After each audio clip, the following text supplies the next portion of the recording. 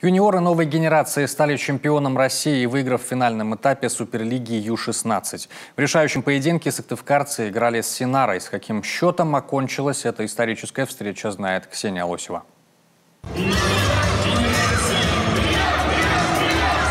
На трибунах жарко еще до начала финального матча Суперлиги Ю-16.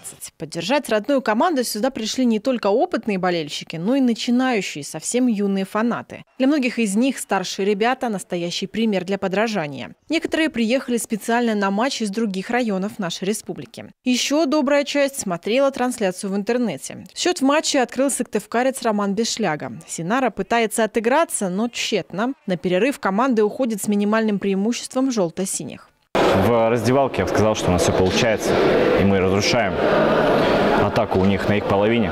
Вот они ждут, что мы сядем ниже, но я сказал выше прессинговать, чаще меняться, чтобы мы могли это делать. Вот, и немножко пересмотрели игру через вратаря. То есть они начали читать нашего вратаря, мы разыгрывали заброс, пару раз получилось. Четкая установка тренера и мощная поддержка болельщиков дают свои результаты. Новой генерации удается забить в ворота соперника еще 2 мяча. Отличается все тот же Роман Бешляга. И вот финальный свисток. Сыктывкарцы обыгрывают екатеринбуржцев в сухую 3-0. Слов мало осталось, мы выиграли. Но этот хитрик был тяжелым, потому что я бы его не забил, если бы не команда. Мне везло где-то. Домашние стены гнали нас вперед. Орали, поддерживали. На награждении юные футболисты не сдерживают эмоций. Команда впервые в истории становится чемпионом России. Кубок победителям вручают, как и положено, под «We are the champions».